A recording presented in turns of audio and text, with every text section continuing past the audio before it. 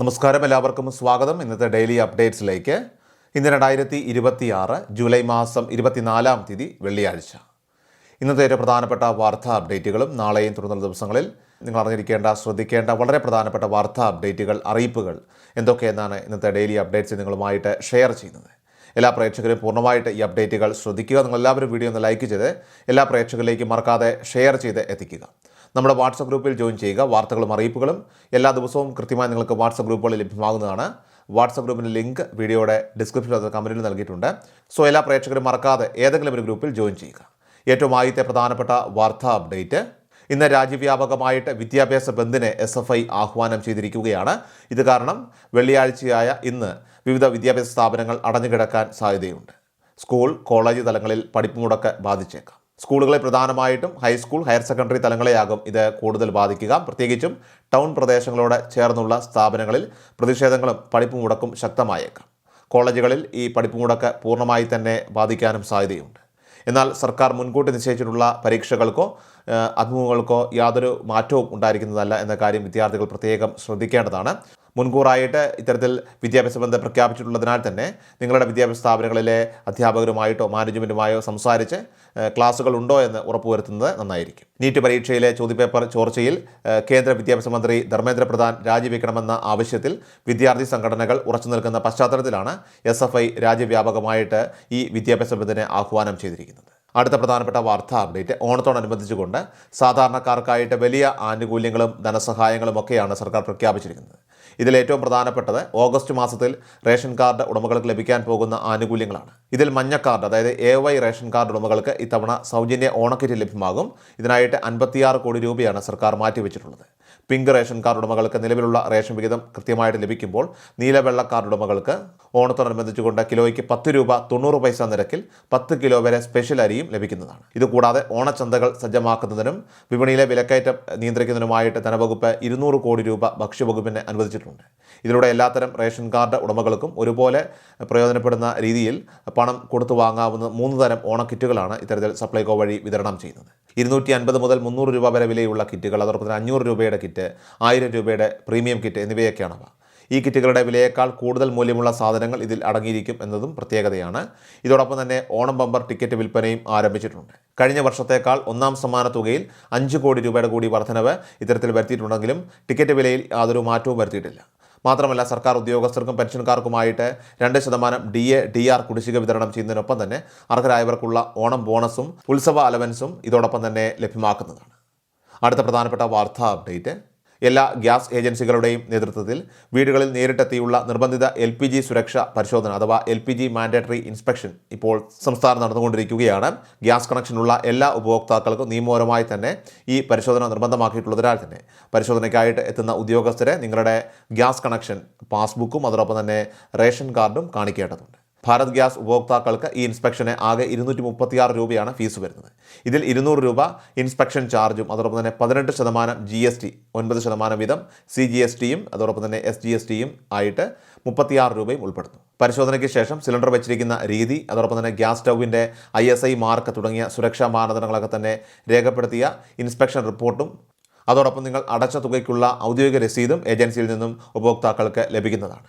ഈ പരിശോധനയ്ക്കിടെ നിങ്ങളുടെ വീട്ടിലെ സിലിണ്ടറുകളുടെയൊക്കെ തന്നെ ട്യൂബ് അതിൻ്റെ കാലാവധി കഴിഞ്ഞിട്ടുണ്ടെങ്കിൽ, അതുപോലെ തന്നെ സാധാരണ ഇനി പഴയ റബ്ബർ ട്യൂബൊക്കെയാണ് ഉപയോഗിക്കുന്നതെങ്കിലോ അത് മാറ്റി പകരം ഭാരത് പെട്രോളിയം കോർപ്പറേഷൻ ശുപാർശ ചെയ്യുന്ന സുരക്ഷാ ട്യൂബ് നിർബന്ധമായിട്ട് സ്ഥാപിക്കേണ്ടതുണ്ട്.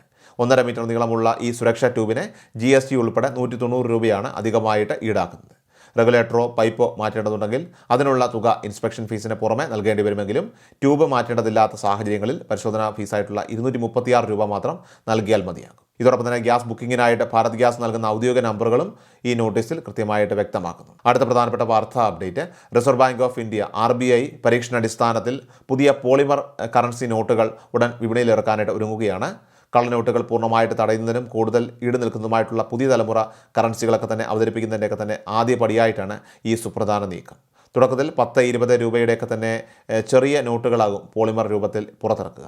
ഈ പ്രായോഗിക പരീക്ഷണത്തിൻ്റെ ഫലം കൃത്യമായി വിലയിരുത്തിയ ശേഷം 2027 മുതൽ പുതിയ നോട്ടുകൾ പൂർണ്ണതോതിൽ വിപണിയിൽ എത്തിക്കാനാണ് RBI ലക്ഷ്യമിടുന്നത്. എന്നാൽ പുതിയ പോളിമർ നോട്ടുകൾ വരുന്നതോടെ നിലവിലെ കടലാസ് നോട്ടുകൾ അസാധുവാകില്ല എന്ന കാര്യം പ്രത്യേകം ജനങ്ങളെല്ലാവരും ശ്രദ്ധിക്കേണ്ടതാണ്. ഇവ രണ്ടും ഒരേ സമയം വിപണിയിൽ വിനിമയത്തിനായിട്ട് ഉപയോഗിക്കാൻ സാധിക്കും. പോളിമർ നോട്ടുകൾ അച്ചടിക്കാൻ ആവശ്യമായ പ്രത്യേകം പോളിമർ സബ്സ്ട്രേറ്റ് ഷീറ്റുകളൊക്കെ തന്നെ നിർമ്മിച്ചു നൽകുന്നതിനായിട്ട് RBIയുടെ നോട്ട് അച്ചടി വിഭാഗം ആഗോളതലത്തിൽ ടെൻഡർ ക്ഷണിച്ചതോടെയാണ് ഈ നടപടികൾ വേഗത്തിലായത്. കൂടുതൽ സുരക്ഷാ സംവിധാനങ്ങളുള്ള ഷീറ്റുകൾ വിതരണം ചെയ്യാനായിട്ട് താൽപ്പര്യമുള്ള ആഗോള നിർമ്മാതാക്കൾക്ക് അപേക്ഷിക്കാനുള്ള അവസാന തീയതി ഓഗസ്റ്റ് 18 സാധാരണ പേപ്പർ നോട്ടുകളെ അപേക്ഷിച്ച് വെള്ളം, അഴുക്ക് എന്നിവയൊക്കെ തന്നെ പ്രതിരോധിക്കാനും പെട്ടെന്ന് കീറിപ്പോകാതിരിക്കാനും കഴിവുള്ളതിനാൽ തന്നെ പോളിമർ നോട്ടുകൾക്ക് ആയുസ് വളരെ കൂടുതലായിരിക്കും. മാത്രമല്ല ഇതിൽ അത്യാധുനിക സുരക്ഷാ ഫീച്ചറുകൾ ഉൾപ്പെടുത്താനായിട്ട് എളുപ്പമായതിനാൽ തന്നെ കള്ളനോട്ട് നിർമ്മാണം അത് പാടെ ഇല്ലാതാക്കാനായിട്ട് സാധിക്കും. നിലവിൽ ഓസ്ട്രേലിയ, കാനഡ, UK, അതോടൊപ്പം തന്നെ ന്യൂസിലൻഡ് തുടങ്ങിയ നിരവധി വികസിത രാജ്യങ്ങളിൽ ഇത്തരത്തിൽ പോളിമർ കറൻസി നോട്ടുകളൊക്കെ തന്നെ വിജയകരമായിട്ട് ഉപയോഗിച്ച് വരുന്നുണ്ട്. അടുത്ത പ്രധാനപ്പെട്ട വാർത്താ അപ്ഡേറ്റ്. വീട് എന്ന സ്വപ്നം സഫലമാക്കാൻ കേന്ദ്ര സംസ്ഥാന സർക്കാരുകൾ നിരവധി ഭവന പദ്ധതികൾ നടപ്പിലാക്കുന്നുണ്ട്. ഇതിൽ കേന്ദ്ര സർക്കാരിൻ്റെ ഏറ്റവും ശ്രദ്ധേയമായ പദ്ധതിയാണ് 2015 ആവിഷ്കരിച്ച PMAY അഥവാ പ്രധാനമന്ത്രി ആവാസ് യോജന പദ്ധതി. രാജ്യത്തെ എല്ലാവർക്കും വീട് ഉറപ്പാക്കുക എന്ന ലക്ഷ്യത്തോടു കൂടി ആരംഭിച്ച ഈ പദ്ധതി ഗ്രാമീണ നഗര മേഖലകളിൽ ഒരുപോലെയാണ് നടപ്പിലാക്കി വരുന്നത്. ഇതിനോടനുബന്ധിച്ചുള്ള മറ്റൊന്നാണ് CLSS അഥവാ ക്രെഡിറ്റ് ലിങ്ക്ഡ് സബ്സിഡി സ്കീം. ഭവന വായ്പ എടുക്കുന്ന EWS, LIG എന്നീ വിഭാഗങ്ങളിൽപ്പെട്ട കുടുംബങ്ങൾക്ക് 3% മുതൽ 6.5% വരെ പലിശ സബ്സിഡി നൽകുന്ന പദ്ധതിയാണിത്. 6 ലക്ഷം രൂപ വരെയുള്ള വായ്പകൾക്ക് 6.5% പലിശ ഇളവ് ഇതിലൂടെ ലഭിക്കുന്നുണ്ട്. ഇനി കേരള സർക്കാരിൻ്റെ ഭവന പദ്ധതികൾ നോക്കുകയാണെങ്കിൽ ഏറ്റവും പ്രധാനപ്പെട്ട ഒന്നാണ് 2017 തുടക്കമിട്ട ലൈഫ് മിഷൻ പദ്ധതി. ഭൂരഹിതരും ഭവനരഹിതരുമായിട്ടുള്ള കുടുംബങ്ങൾക്ക് 4 ലക്ഷം രൂപ ചിലവിൽ 376 ചതുരശ്ര അടിയിൽ വിസ്തീർണമുള്ള വീടുകൾ നിർമ്മിച്ചു നൽകുന്ന ഈ പദ്ധതി ലക്ഷക്കണക്കിന് ആളുകൾക്കാണ് തണലായിട്ട് മാറിയത്. കൂടാതെ ഭൂമിയില്ലാത്ത കുടുംബങ്ങൾക്ക് ഗ്രാമപ്രദേശങ്ങളിൽ 3 മുതൽ 5 സെൻറ്റ് വരെയോ നഗരപ്രദേശങ്ങളിൽ 1.5 മുതൽ 3 സെൻറ്റ് വരെയോ സ്ഥലം ലഭ്യമാക്കി വീട് വെച്ച് നൽകുന്ന വേറെയും പദ്ധതികൾ സംസ്ഥാന സർക്കാർ നടപ്പിലാക്കുന്നുണ്ട്. അതോടൊപ്പം തന്നെ സാധാരണക്കാർക്കും ഇടത്തരം കുടുംബങ്ങൾക്കും കുറഞ്ഞ പലിശ നിരക്കിൽ ഭവന നിർമ്മാണ വായ്പ നൽകുന്ന KSFE ഭവന വായ്പാ പദ്ധതിയും സാമ്പത്തികമായിട്ട് പിന്നോക്കം നിൽക്കുന്നവർക്കും സ്ഥിര വരുമാനക്കാർക്കും ലഘുവായിട്ടുള്ള തിരിച്ചടവ് വ്യവസ്ഥകളിൽ വായ്പകളും ഫ്ലാറ്റുകളും പ്ലോട്ടുകളുമൊക്കെ ലഭ്യമാകുന്ന കേരള ഹൗസിംഗ് ബോർഡിൻ്റെ നിരവധി പദ്ധതികളും ജനങ്ങൾക്ക് ഏറെ ഉപകാരപ്രദമാണ്. അടുത്ത പ്രധാനപ്പെട്ട വാർത്താ അപ്ഡേറ്റ്. സംസ്ഥാനത്തെ സാമൂഹ്യ സുരക്ഷ വിവിധ ക്ഷേമനിധി ബോർഡ് പെൻഷനുകളുടെ വിതരണം ഇന്ന് വെള്ളിയാഴ്ച മുതൽ സംസ്ഥാനത്ത് ആരംഭിക്കുകയാണ്. ഇതിനായിട്ട് സംസ്ഥാന ധനവകുപ്പ് 1095 കോടി രൂപ അനുവദിച്ചിട്ടുണ്ട്. പെൻഷൻ വിതരണം സംബന്ധിച്ച ഔദ്യോഗിക ഉത്തരവ് ധനവകുപ്പിൻ്റെ വെബ്സൈറ്റിൽ പ്രസിദ്ധീകരിച്ചിട്ടുണ്ട്. ഇതിൻ്റെ പ്രധാനപ്പെട്ട വിശദാംശങ്ങളിലേക്ക് കടന്നാൽ സംസ്ഥാനത്തെ 51,11,906 ഗുണഭോക്താക്കൾക്ക് 2026 ജൂലൈ മാസത്തിലെ സാമൂഹ്യ സുരക്ഷാ പെൻഷൻ വിതരണം ചെയ്യുന്നതിനായിട്ട് 941 കോടി രൂപയാണ് ധനവകുപ്പ് അനുവദിച്ചിട്ടുള്ളത്. ഇതിന് പുറമെ ഇന്ദിരാഗാന്ധി ദേശീയ വികലാംഗ പെൻഷൻ, അതോടൊപ്പം ഇന്ദിരാഗാന്ധി ദേശീയ വിധവാ പെൻഷൻ, ഇന്ദിരാഗാന്ധി ദേശീയ വാർദ്ധക്യകാല പെൻഷൻ ഇവയൊക്കെ കൈപ്പറ്റുന്ന സംസ്ഥാനത്തെ 8 ലക്ഷത്തോളം ആളുകൾക്ക് കേന്ദ്രവിഹിതമായിട്ടുള്ള NSAP നൽകുന്നതിനായിട്ട് 24 കോടിയോളം രൂപ സംസ്ഥാന സർക്കാർ വകയിരുത്തിയിട്ടുണ്ട്. കേന്ദ്രത്തിൽ നിന്ന് ലഭിക്കുന്ന ഈ വിധം തുടർച്ചയായിട്ട് മുടങ്ങിക്കിടക്കുന്ന സാഹചര്യത്തിൽ പെൻഷൻ മുടങ്ങാതെ വിതരണം ചെയ്യാൻ സംസ്ഥാന സർക്കാർ ഈ തുക കൂടി മുൻകൂറായി അനുവദിക്കുകയാണ് പതിവ്. എന്നാൽ ഈ തുക നേരിട്ട് വിതരണം ചെയ്യാൻ സർക്കാരിന് അവകാശമില്ലാത്തതിനാൽ തന്നെ ക്ഷേമ പെൻഷൻ വിതരണം ചെയ്ത് ഏകദേശം ഒരാഴ്ചയ്ക്ക് ശേഷമായിരിക്കും ബാക്കിയുള്ള ഈ തുക, അത് 300, 200, 500 രൂപ എന്നിങ്ങനെ ആളുകളുടെ അക്കൗണ്ടുകളിലേക്ക് എത്തിച്ചേരുക. പെൻഷൻ വിതരണം ഇന്ന്, അതായത് ജൂലൈ മാസം 24 തീയതി വെള്ളിയാഴ്ച മുതൽ ആരംഭിക്കുമ്പോൾ വൈകുന്നേരത്തോടെ തന്നെ തുക നിങ്ങളുടെ ബാങ്ക് അക്കൗണ്ടുകളിലേക്ക് ക്രെഡിറ്റ് ആയി തുടങ്ങുന്നതാണ്. സർക്കാരിൻ്റെ പ്രത്യേക ഫണ്ട് ഉപയോഗിച്ച് ക്ഷേമ ബോർഡ് ഗുണഭോക്താക്കൾക്കുള്ള പെൻഷനും ഇതിനോടൊപ്പം തന്നെ അനുവദിച്ചിട്ടുണ്ട്. ഉത്തരവ് പ്രകാരം ജൂലൈ 24 ആരംഭിക്കുന്ന പെൻഷൻ വിതരണം ഓഗസ്റ്റ് 3 പൂർത്തിയാക്കേണ്ടതായിട്ടുണ്ട്. കൂടാതെ വിതരണം പൂർത്തിയാകാത്ത തുകയുണ്ടെങ്കിൽ അത് ഓഗസ്റ്റ് 17 തിരുവനന്തപുരത്തുള്ള Kerala state social security pension ലിമിറ്റഡിൻ്റെ അക്കൗണ്ടിലേക്ക് തിരിച്ചടയ്ക്കണമെന്നും നിർദ്ദേശമുണ്ട്. ബാങ്ക് അക്കൗണ്ടുകൾ വഴി ഇന്ന് 26 ലക്ഷത്തോളം ആളുകൾക്കാണ് 2000, 1800, 1500, 1700 എന്നിങ്ങനെ തുക ലഭിക്കുന്നത്. 2000 രൂപ പൂർണ്ണമായിട്ട് ലഭിക്കാത്തവർക്ക് മുന്നേ സൂചിപ്പിച്ചതുപോലെ തന്നെ കേന്ദ്രവിഹിതം ഒരാഴ്ചയ്ക്കുള്ളിൽ തന്നെ നിങ്ങളുടെ അക്കൗണ്ടുകളിലേക്ക് എത്തിച്ചേരുന്നതാണ്. അതേസമയം വീടുകളിൽ നേരിട്ട് പെൻഷൻ തുക എത്തിച്ചു നൽകുന്ന രീതി ജൂലൈ 27 തിങ്കളാഴ്ച മുതലായിരിക്കും ആരംഭിക്കുക. നാളെ 4ാം ശനിയാഴ്ച ആയതിനാൽ തന്നെ ട്രഷറി വഴി തുക ലഭ്യമാകാൻ സാധ്യതയില്ല. അതിനാൽ തന്നെ തിങ്കളാഴ്ച ട്രഷറി വഴി തുക ലഭ്യമായാൽ അന്ന് വൈകുന്നേരത്തോടെ വിതരണം ആരംഭിക്കുകയും തിങ്കൾ, ചൊവ്വ, ബുധൻ എന്നീ ദിവസങ്ങളിൽ പെൻഷൻ വിതരണം പൂർത്തിയാക്കുകയും ചെയ്യുന്നതാണ്. ഏറ്റവും അവസാനമായിട്ട് സംസ്ഥാനത്തെ സ്വർണ്ണവില പരിശോധിച്ചാൽ സംസ്ഥാന സ്വർണ്ണവിലയിൽ വർധനവ് തുടരുകയാണ്.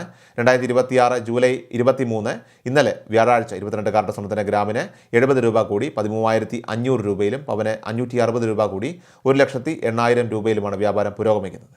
സോ ഡെയിലി അപ്ഡേറ്റ്സ് പൂർണ്ണമാവുകയാണ്. എല്ലാവരിലേക്കും നിങ്ങൾ ഈ അപ്ഡേറ്റ്സ് ഇപ്പോൾ തന്നെ ഷെയർ ചെയ്യുക. നമ്മുടെ വാട്സപ്പ് ഗ്രൂപ്പിൽ ജോയിൻ ചെയ്യുക. വാർത്തകളും അറിയിപ്പുകളും എല്ലാ ദിവസവും കൃത്യമായി നിങ്ങൾക്ക് വാട്സപ്പ് ഗ്രൂപ്പിൽ ലഭ്യമാകുന്നതാണ്. വാട്സപ്പ് ഗ്രൂപ്പിൻ്റെ ലിങ്ക് വീഡിയോയുടെ ഡിസ്ക്രിപ്ഷനിൽ അത് കമൻറ്റ് നൽകിയിട്ടുണ്ട്. സോ എല്ലാ പ്രേക്ഷകരും മറക്കാതെ ഏതെങ്കിലും ഒരു ഗ്രൂപ്പിൽ ജോയിൻ ചെയ്യുക. വാർത്തകൾ എല്ലാവരിലേക്കും ഷെയർ ചെയ്യുക. വീണ്ടും ഡെയിലി അപ്ഡേറ്റ്സുമായിട്ട് നമുക്ക് നാളെ കാണാം. അതുവരേക്കും നന്ദി, നമസ്കാരം. കൃഷൽ മീഡിയ എല്ലാ ദിവസവും വാർത്തകളും അറിയിപ്പുകളും ഡെയിലി അപ്ഡേറ്റ്സും ലഭിക്കാൻ ഇപ്പോൾ തന്നെ ചാനൽ സബ്സ്ക്രൈബ് ചെയ്യുക, ഫോളോ ചെയ്യുക. നിങ്ങളുടെ ലൈക്കും ഷെയർ നൽകി ഞങ്ങളെ സപ്പോർട്ട് ചെയ്യുക. നിങ്ങളുടെ അഭിപ്രായങ്ങൾ കമന്റ് ബോക്സിൽ രേഖപ്പെടുത്തുക.